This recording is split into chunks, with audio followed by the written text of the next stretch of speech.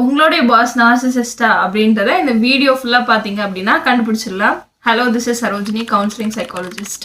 நார்சிசிஸ்டுக்கு வந்து பவர் அப்படின்றது ரொம்ப பிடிக்கும். அப்போ அவங்க ஆட்டோமேட்டிக்கா லீடர்ஷிப் பதவிகளை நோக்கி தான் அவங்க நகருவாங்க. ஆனா அதே நேரங்கள்ல அந்த லீடர்ஷிப் பொசிஷன் தரக்கூடிய பொறுப்புகள் அவங்களுக்கு பிடிக்காது. அப்ப என்ன பண்ணுவாங்கன்னா, அந்த வேலை சுமையெல்லாம் வந்துட்டு அவங்க கீழே ஒர்க் பண்றவங்களுக்கு, அவங்க மற்ற எம்ப்ளாயிஸ்க்கு கொடுத்து நிறைய உழைப்பு சுரண்டல் நடக்கிற இடமா அது மாறும்.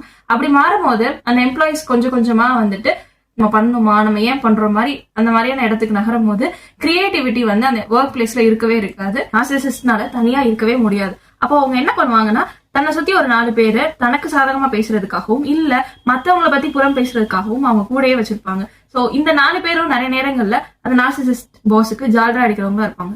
நார்சிசிஸ்டிக் பாஸ் என்ன நினைப்பாங்கன்னா, மத்த எம்ப்ளாயிஸ் ஒரு சக மனுஷங்க இல்ல, அவங்கள ஒரு ஆப்ஜெக்டா ட்ரீட் பண்ணுவாங்க.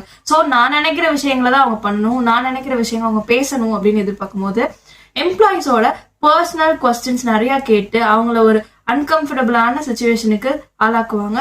ஸோ இதனால எம்ப்ளாயிஸோட பிரைவசி நிறைய பாதிச்சு. வெளியே போலாம், இந்த இடம் நமக்கு சரியில்லை அப்படின்னு நீங்க யோசிச்சாலும் அது தெரிஞ்ச உடனே நார்சிசிஸ்டிக் பாஸ் நிறைய நேரங்கள்ல எம்ப்ளாயிஸை வெளியே போறது அப்படின்றத அவங்களோட பர்சனல் ரிஜெக்ஷனா ஃபீல் பண்ணும்போது எப்படியெல்லாம் உங்களுக்கு வந்துட்டு டார்ச்சர் பண்ணி வெளிநடப்பு வந்து அவ்வளவு ஈஸியா நடக்காது.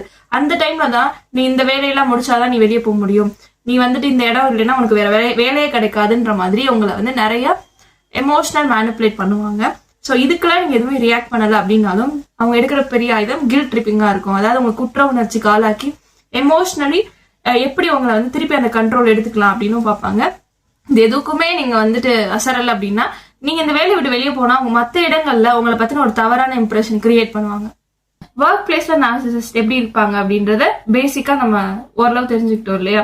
சோ ஆனா நிறைய செட்டிங்ஸ்ல நிறைய விதமான நார்சிசிஸ்ட் இருப்பாங்க. சோ இதை பத்தி தெரிஞ்சுக்கிறதுக்கு ஸ்டே டியூன்ட்.